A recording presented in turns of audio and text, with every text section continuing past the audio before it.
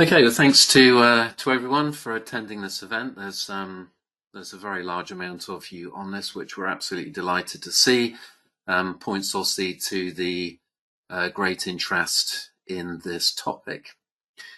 So we're going to get started now, and I'll start by introducing myself. My name is Philip Ike. I'm Marketing Director at LUSAS, and I'll be administering this event and giving you an introduction. I'm assisted today by my colleague Paul Bijou-Duval. He's one of our chartered engineers, and he'll be delivering the technical sessions.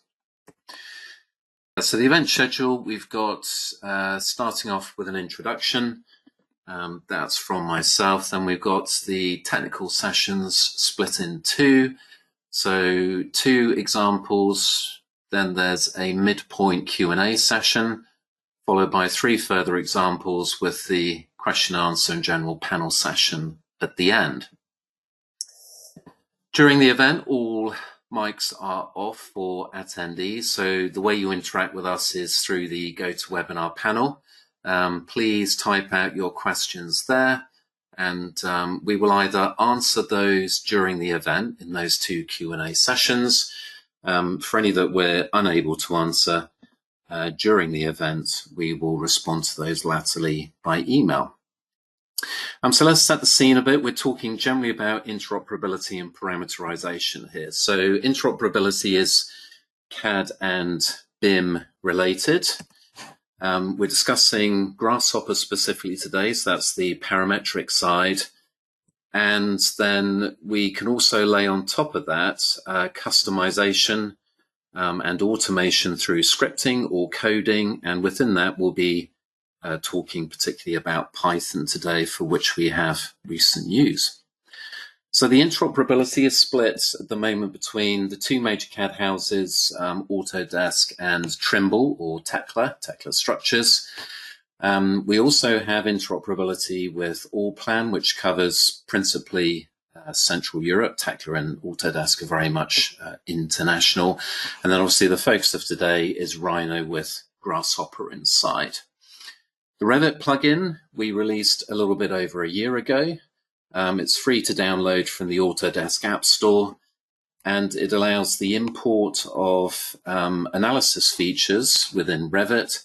So that includes analysis elements, beams, columns, walls, floors, etc., their materials profiles, load supports, and if you want to take advantage of it, the rigid link facility for locking out, for example, floors. And the Tekla plugin is very similar in scope, albeit that the terminology is slightly different with their analysis bars and panels. It's also free to download, this time from the Tekla warehouse. The Allplan plugin is somewhat different. Allplan is, or the integration that we've created is to do with bridge structures, specifically concrete, pre-stress and post-tensioned box girders. So the transfer here is the boxes for the spans, the piers, and the tendons incorporating their time stages, and that is available from the Allplan shop. And then we have what we're focusing on today, which is the Grasshopper capability within inside Rhino. That is now free of charge as well from Food for Rhino. Presently, it offers a little bit more scope than the Tekla and Revit plugins. So for instance, you can define mesh inside Grasshopper and control it there. Outside that is similar current scope of structural members, material sections, load supports. Difference here is that this is a highly active development in LUSAS currently. There's plenty more coming very soon, and we'll talk about that further towards the end. So where can you find the Grasshopper plugin? Well, it's at foodforrhino.com.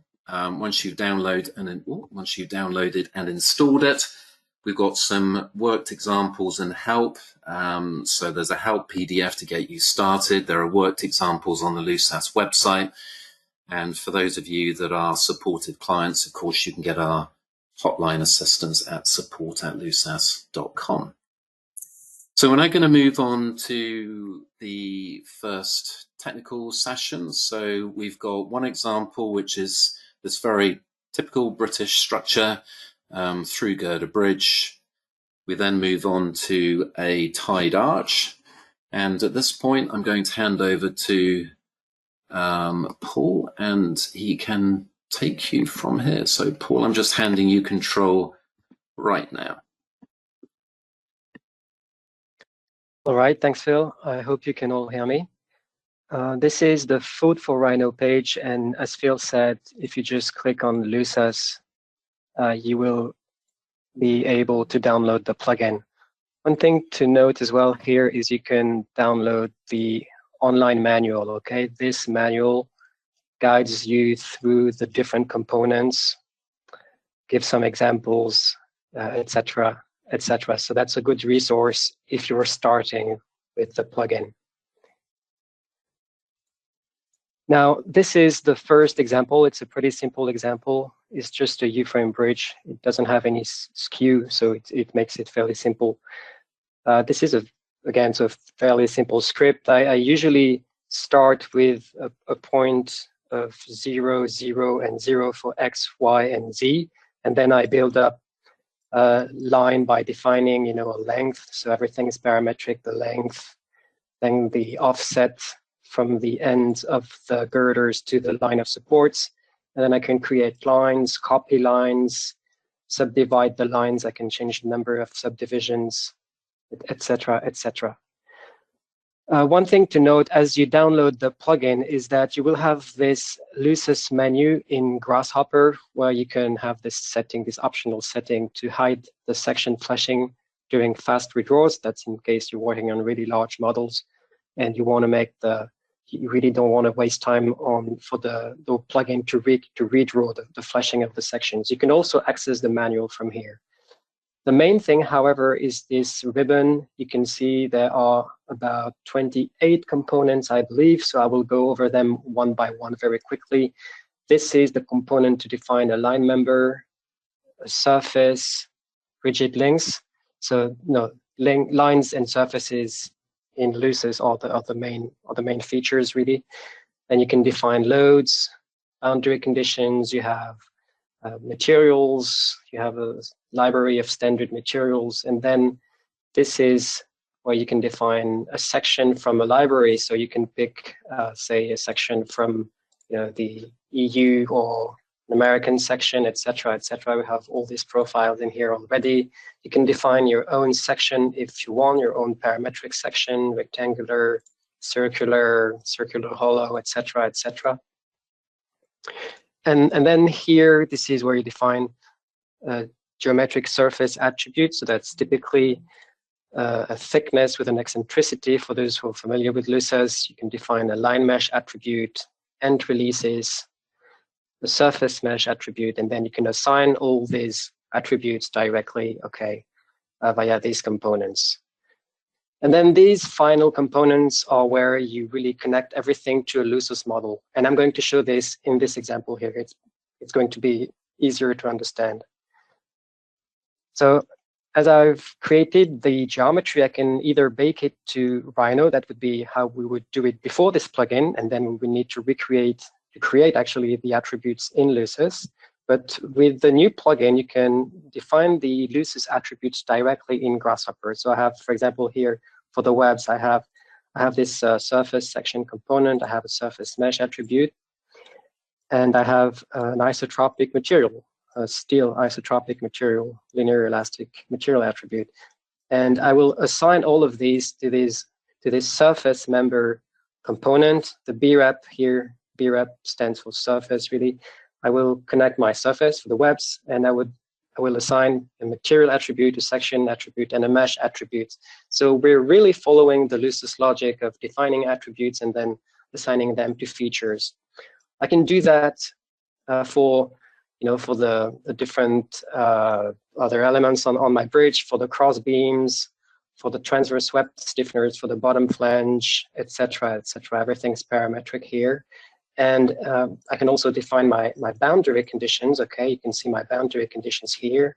And when I'm done, I can just drag everything, I can connect everything to this LUSAS model component. So everything, all the assignments are connected to this component. And then I select my units.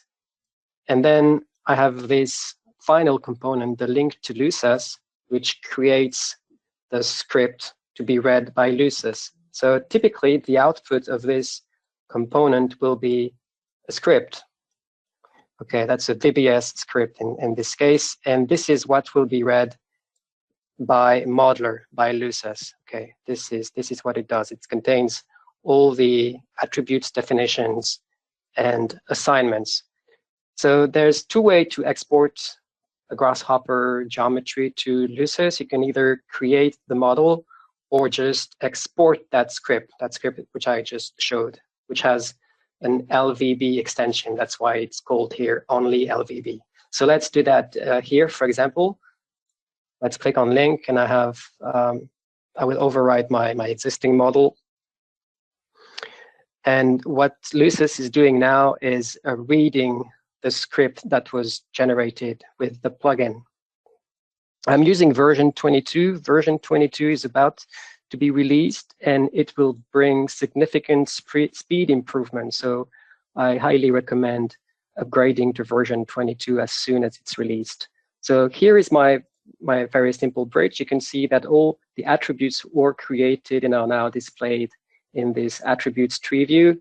And if I just say, if I just turn the gravity on here and I run the analysis, you will see that I have a reasonable deflected shape, so my mesh is fully connected. Please note that by default, the LUSAS plugin will merge all points and lines that are coincident, so that makes connectivity issues easier to resolve. Okay, and this would be, say, if I go to a control layer, if I turn it on, so really reasonable, very reasonable deflections here. Now let's, I'm going to show you one final component, that's the model preview. You can select what you want to see, the supports, for example. Okay, you can select, unselect, as well as the sections, for example. You've also got these 3 cylinders here. This is if you want to not show anything, if you want to show a wireframe preview of your geometry, and if you want to show really the full fleshing of the sections. And now let's go to the second case study, that's the tied arch bridge. What you will see immediately here is these components are red, and that's because there's an inconsistency between the units that were defined in Grasshopper and the units that we have at the moment in Rhino. So I need to go to the command line here in Rhino and switch it back to meters, I believe. That's correct, and now the components are not red anymore. So I will zoom in a little bit. Here it is. This is my network tied arch bridge, and again, I always start with a point that has, that's really the origin of the coordinate system here. So 0, 0, and 0. I can play with the span. I can play with the rise, of course. I can play with the number of subdivisions for the hangers. So this would be 2, etc., etc., etc. So I think I had 10 initially. Everything is parametric. So I can define an arc. I can define the angle of inclination of that arc. So that would be here, for example. I can play with inclination. Of course, this is not something I would like to do in practice, but I can play with this inclination. I can play with the width of the bridge, etc., etc. So this script is becoming a little bit more complex because it's got more components. You can play as well with the subdivisions for the bracing.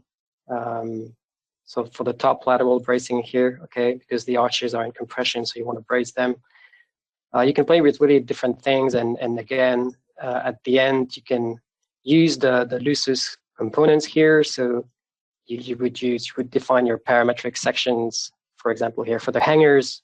You would define bar elements with just axial stiffness for these hangers, and then assign all these attributes to your lines that represents the hangers. Okay, you drag and drop. This is really the same logic as in LUSAS. And when you're done with all the different components, arches, main girders, crossbeams, hangers, and top lateral bracing, you connect everything to, again, to this model component here, okay, which you can then preview or not, and then you will push it to LUSAS. So let's do it again, for example, here for me to illustrate and for you to understand. The same as before. Note that at the moment, the models are not updated as changes are made in Grasshopper, and this is an ongoing development. In the next releases of the plugin, that's something that's already in testing at the moment, users will not have to close LUSAS and reopen it at any time a change is made. Okay, so updates would be made live. So this is the bridge, and again, I've made sure in my script to have a full connected mesh. So for example, here I would have just 1 point. So I have 1 point and 1 node. So everything is fully connected here. So I think with it, Phil, I will hand it back over to you.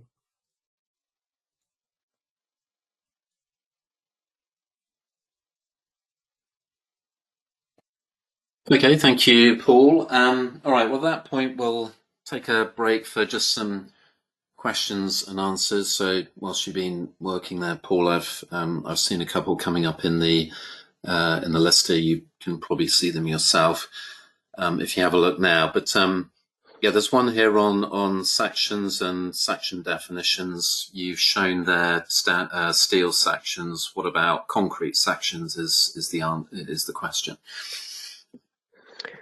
So yeah, you can define concrete sections, but for concrete sections, there's no families unless you work with say pre-stressed, precast T-beams, like in the states of Texas or things like this. But you can define any rectangular, circular section you want using the parametric section component. So yeah, of course, and we have an example later in this webinar where it's actually a concrete structure. That's the twisting tower.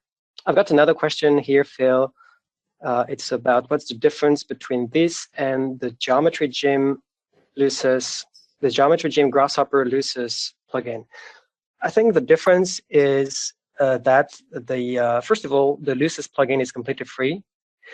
Then we've got a team at LUSAS.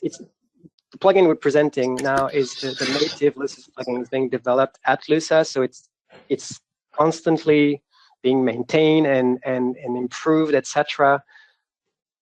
So the fact that it's being developed at LUSAS makes also the logic of it a little bit more LUSAS friendly. Like it's more, it really resembles the logic that you have in LUSAS with really creating attributes, assigning them to features. So I think that's the main difference. We have more components, and we will keep adding more. So yeah, I would say these are the main differences. We can flash the sections, we can view boundary conditions, we can visualize loads, etc., etc. Okay, thank you. Well, we've got quite a few questions coming in now. Maybe should we just take one more and then we can push others to the back.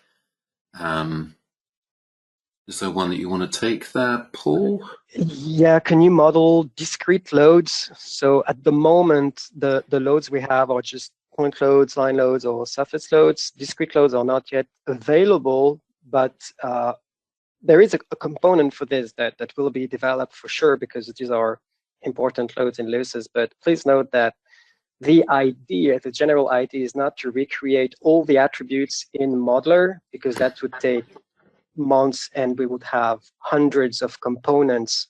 Instead, the idea is that we're going to create a custom component where if you have a complex attribute already defined in LUSAS, say a complex, advanced nonlinear concrete material attribute that requires, say, 15 or 20 parameters, because concrete can become really complex, well, then we will have this custom component that will just recognize this attribute in the opened LUSAS instance, and then copy that back into Grasshopper. So that's a smart way of of creating anything you want that you could have in LUSAS, but also have it in Grasshopper, instead of defining hundreds and hundreds of components. Okay, well, look, let's move on. We got thanks for those asking questions. There weren't very many until about 3 minutes ago. Now suddenly there are an awful lot. So I think we'll push some of those to the end now. So yeah, so let's move on then.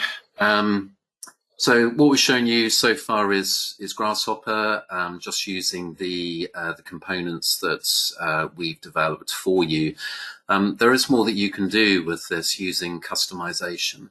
And at this point, it's worth talking about the LUSAS programmable interface and changes recently to the LUSAS interface to make it easier to understand the commands that LUSAS uses when it's building models. So you can now ask just to see LPI commands in session. You can make a choice between Visual Basic and Python. Python is extremely popular now as a coding. And then you can use that to either, if we just come here, yes, you can either save this away, make changes to that code and then reuse it. So you can take something that is based on specific numbers, insert variables instead, and turn it into something that is parametric. And you can also use this inside Grasshopper. So yeah, it's potentially a powerful way of adding your own customization, your own complexities, your own sort of intellectual property, effectively, into what we have done with this Grasshopper plugin. So we're now going to move on to the next technical session. So we've got two curved bridge types here. We're going to look at a tub girder. We're going to look at a curved eye girder, plate girder system. And then we're going to round things out with a building. So at that point, Paul, I'll pass back to you again.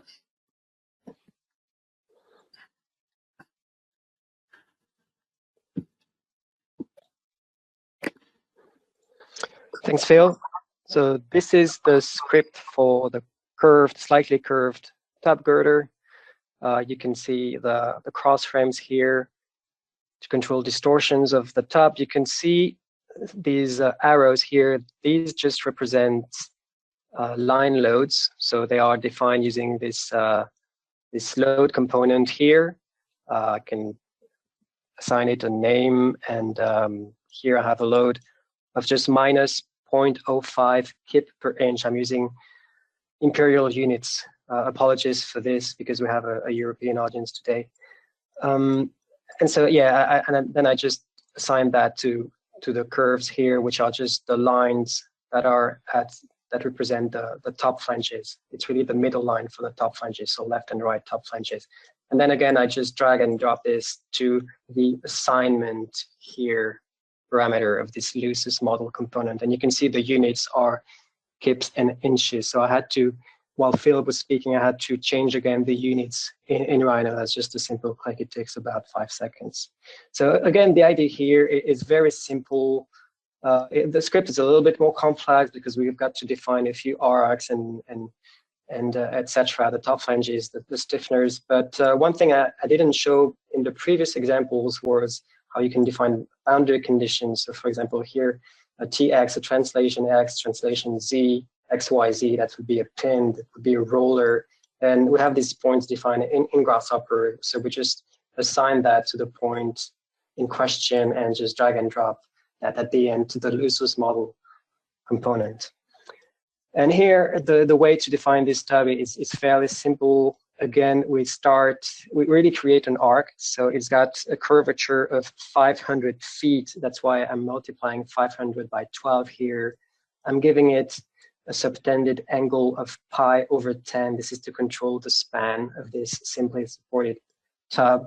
I can play with, the bottom flange width. Of course, I can play with the top width of the system. I can also, and then I need to copy that over to create the right web here. I can play with the web depth. Everything is parametric here, and then I subdivide the tub to create as many cross frames as I want to control the unbraced length of this system. So again, what's really useful and something that you will use a lot for, and maybe you have already, is this divide curve component and this shatter component. This shatter component is very important to keep things fully connected, because we want to assign attributes to say here these 8 segments instead of just that one line. We want each of these segments to be recognized as a line in LUSAS. That's why this shatter component is very useful in Grasshopper. So again, the idea is, philosophy is really the same. It's just that I have arcs here, and I'm defining section for the connecting plates here onto which the cross frames are attached. I have a mesh size here. I can play with the mesh size. I can select my mesh attribute. So here it's a quadratic thick beam element. So thick beam in LUSAS just means the Timoshenko beam that allows for transverse shear deformations. And then, for example, here for the cross frame, because I will not go over all the components. For the cross frames, I have this angle section. So it's a 5-inch long, and the thickness is just 1/2 inch.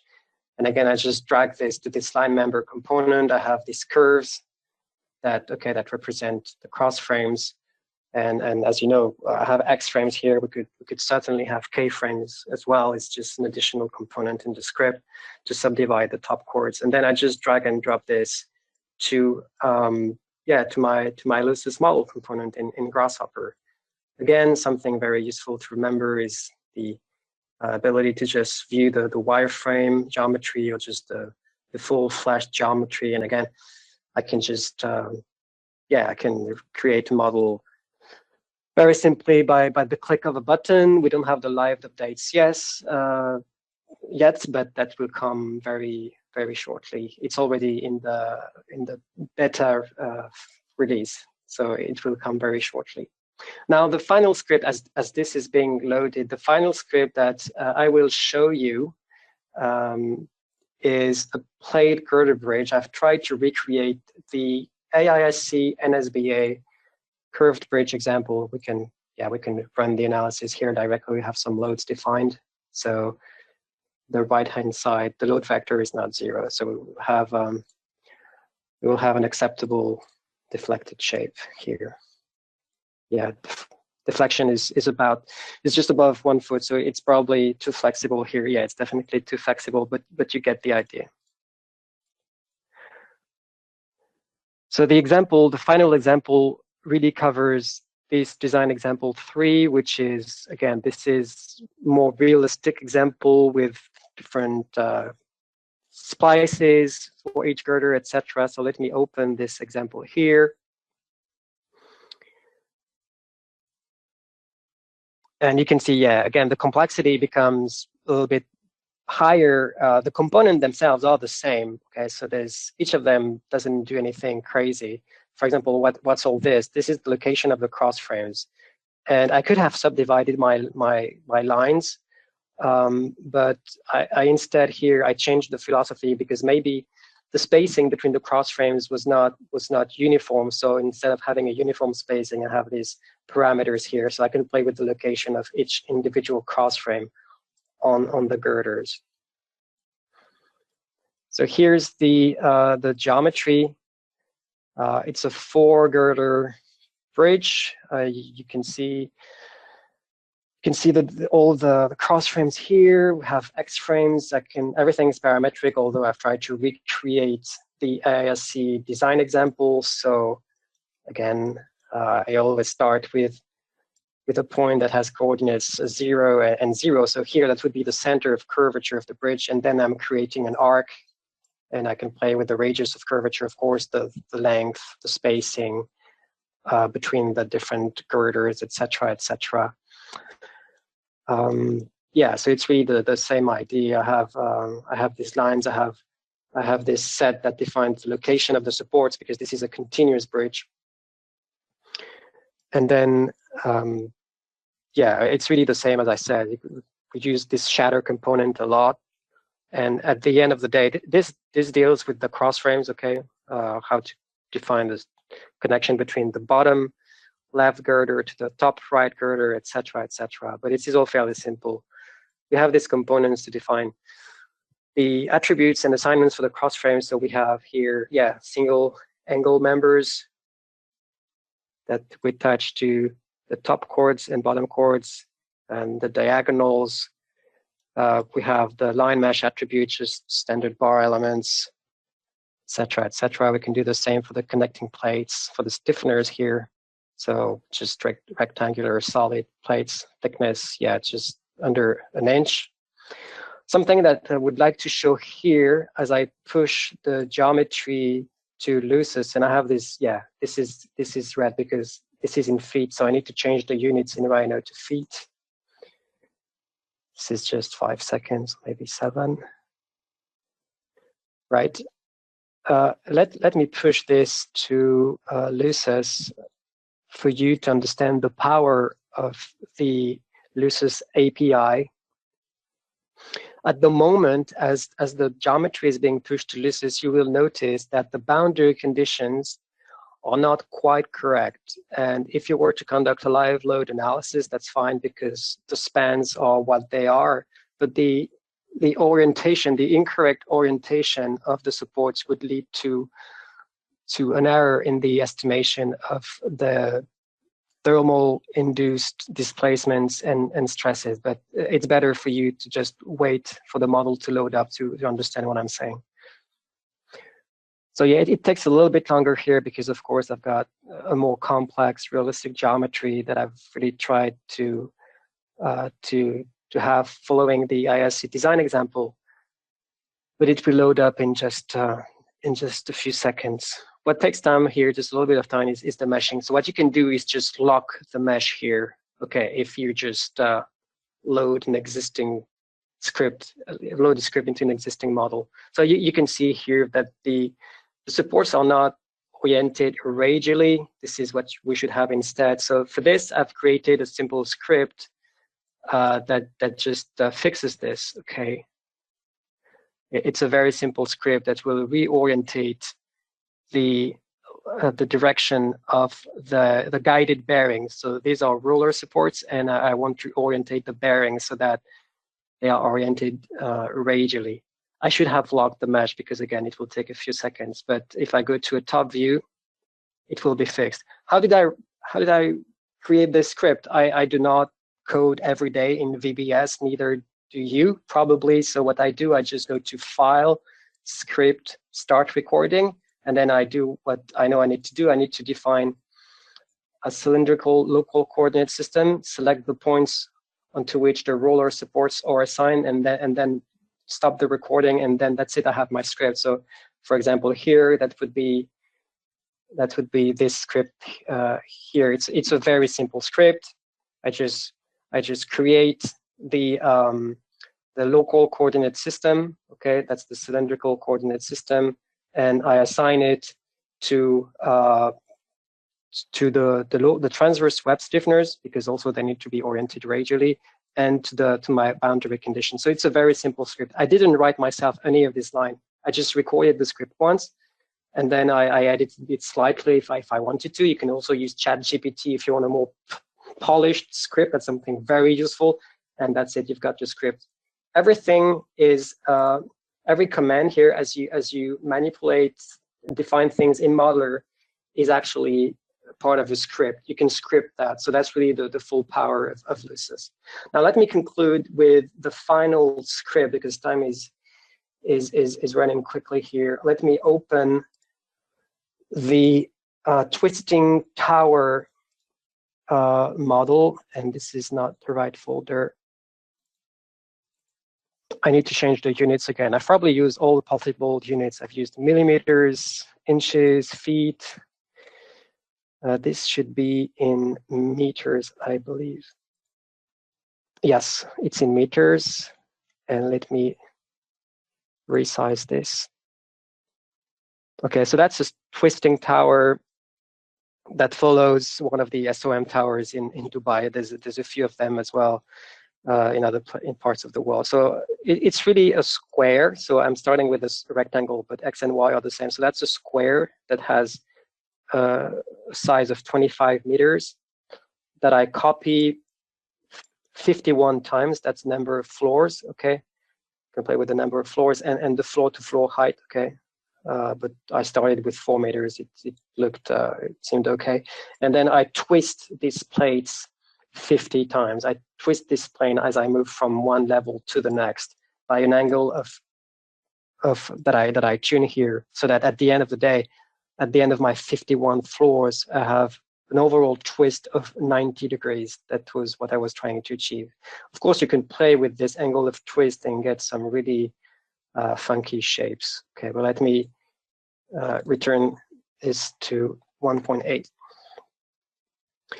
And again, so we've got this components that enable us to really create the slanted columns, and then we can define, 900 by 900 mil rectangular or square, I should say, solid concrete section. I have my material attribute for the concrete, and I'm assigning that to all the columns. This is not supposed to be a realistic example for design, because of course the columns on the top would have a smaller section, and you can do that in Grasshopper if you want. You just need to select the lines you want. But I've got, again, most of the usual components, the section material mesh that I assign to a surface member. That would be for the slabs. Note that I do not have the core defined here. That's fine. I'm not trying to design a tower using this script. This is just for illustration. And then I have this, everything is connected to the LUSAS model component.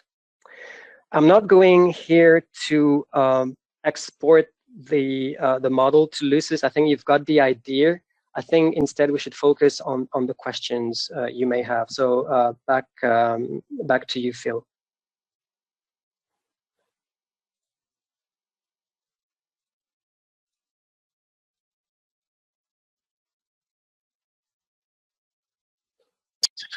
Okay, thank you for that. Just before we take questions, I've just sort of flipped this around. I thought it was useful, given a lot of the questions that we're getting in the comments here, to go through, well, essentially where we're going next. So the development of the Grasshopper plugin is not linked to the main body of LUSAS. And on that basis, we're going to be doing small incremental updates that are regular, frequent rather, to the marketplace. Paul, it's probably, given that you're quite close to this, do you want to just talk through some of the things that we do have coming up to do with results looping and the live update? Yeah, sure. So there's a few ongoing developments. We've got the automatic results extraction. That's in case you want to conduct optimization studies, whether section optimization or topology optimization using additional plugins such as Galapagos in Grasshopper. We've got the live updates. I've already mentioned this. We've got this custom component that could potentially, that will be able to define any LUSAS attribute, really. And we've also got just standard components like the PT profile tendon. It's already there. It's just yet to be released for those who design PT structures. So these are the 4 main areas of development at the moment. Yeah, I can see we have quite a few questions, so let me try to answer some of them on the fly.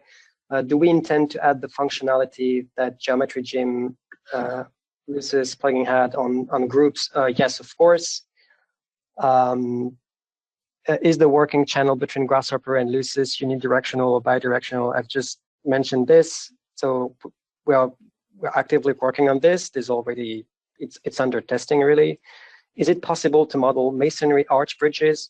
Well, yes, sure, you can model any geometry. We don't have the I mean, for this, you could probably also want to test the option we have for really design specifically for masonry arch bridges. But yes, you can model any structure. And if you want a complex advanced material model for this, you can use the LUSAS custom component that will be released soon. Was the Grasshopper link shown here developed in-house? So yeah, I've I've written all the scripts myself, and if you go onto the for Rhino website, you can get free access to the scripts. You can download the scripts and play with them yourself, and for you to get inspired and make them even nicer and more elegant than the ones that I've written, because I'm not a Grasshopper expert. I wish I had discovered that like earlier. Then yeah, the ability to link with the BIM model in Revit. I think the best ways then it would be to open Rhino from inside Revit, and then Grasshopper from inside Rhino from inside Revit. I think that's a way to then push your geometry to Revit. Are there any other types of bridge structures that you're working on? Sure. Yeah, I mean, not right now, but we can define any geometry in Grasshopper. So sure, if there's a particular geometry you'd like to see, please contact us, please email us, please tell us in general what type of components you would really like to see in the plugin. For us, that's mainly useful. We can feed this back to the developers. That would be really useful. And then, yeah, same question on linking with other packages like AutoCAD. Well, I just mentioned Revit with Rhino inside Revit. So I think Revit is really now the main platform. Question on the VLO. Yeah, we have a VLO component that will come. And yeah, similar questions. So at the moment, it's not like you can do anything you want in Grasshopper, because this would be like LUSAS again in Grasshopper. So if you want to define like smart combinations, or yeah, you still need to do that in LUSAS, or you can use the custom component that will be released very soon. Will you make these Grasshopper scripts available? Yes, they are. Great example. So thank you very much.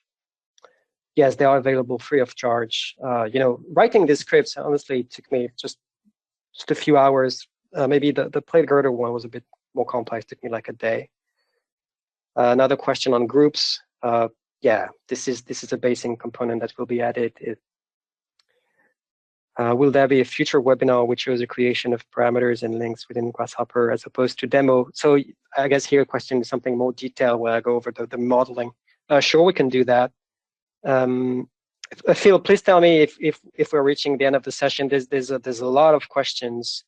There are a lot of questions here. I think we knew there would be, because we had quite a lot of questions yesterday in a session that was like a quarter of the size. So, yeah, I think there is so much discussion in here, and a lot of it is quite repeated, isn't it? Or at least on fairly similar subject matter. What we often do at these webinars is assemble the questions at the end, create answers for those questions, and then send them back to all the delegates. No names will be mentioned in any of the questions that have been asked, and we might actually précis or summarize some of them. But I think, Paul, that might be a good way of dealing with this, because as you answer questions, we have another 2 appearing in the chat. I mean, yeah, may I answer just a few of them? Can we use this to develop geotechnical models with like volumes? Yes, sure. You can define volumes in Grasshopper. So yeah, sure. We don't have like volume-based components, but you can use the custom component that will come up very soon. How much quicker is version 22 versus 21? Like on the plate girder bridge, it was like a factor of 3. This is not a general rule. It's just a particular example. Could you append the script you created? Well, yes, of course. That's a great question. We can append a script so that it's read automatically at the end of the linking between Grasshopper and LUSAS. So yeah, great question. So that I don't have to run it myself manually. You can just append it in Grasshopper directly. Are you able to pull out results? So I've mentioned that already. Paul, should we move on and close up? Sure. Yeah, there's too many questions. As I say, sure. they're coming so quickly now that yeah, it's lengthening quicker than you can answer them. I think anyway, it's suffice to say that this is an entry point for us. You know, we've done this. We've just released this free plugin. We have free worked examples that you can reuse. They're not, well, they are owned by us, but we give you that right. And those also will probably be start points to you in your learning of how to code with Grasshopper. On the screen here, you can see ideas we have for future webinars, and those are based to a degree around the next developments we have in Grasshopper. So Paul mentioned, for instance, the custom attribute. So once we have that, well, to do a presentation, we can create our own custom component for instance, a soil material. And that would be useful then to do a presentation on the ground structures. I think somebody ask earlier on about ground modeling and solids and so on. So yes, I mean, that's certainly something that we do have as an idea. And also we were going to include within this some containment examples, so either cylindrical or spherical tanks, but we've decided to put that to a future event. So those are some ideas we have going forwards. It would be interesting to us, as well as knowing what you want from the perspective of development, what you want from the perspective of assistance. So if we can produce other examples and present them to you in webinars, please do put some of those into the chat now, and we'll use that to inform and guide us on the next event that we do. But I think at that point, it's probably time to sign off and say thank you very much for attending. Thanks everybody for all their questions, which are still coming in at the moment. As I said, we will summarize those and get back to everybody that's attended with responses. And this is a fast changing area. So we'll be in contact again shortly for a further event and further news on the development of this plugin. So that's thank you from me, Philip Pike, and Paul. And thank you from Paul. Thank you. Yes, I was muted. Sorry, I was muted, so I had to unmute myself. Thank you very much for attending. Okay, thanks everyone. Keep the questions coming. This will remain open for another 10 minutes, and yes, all feedback is appreciated. Thanks again, and goodbye.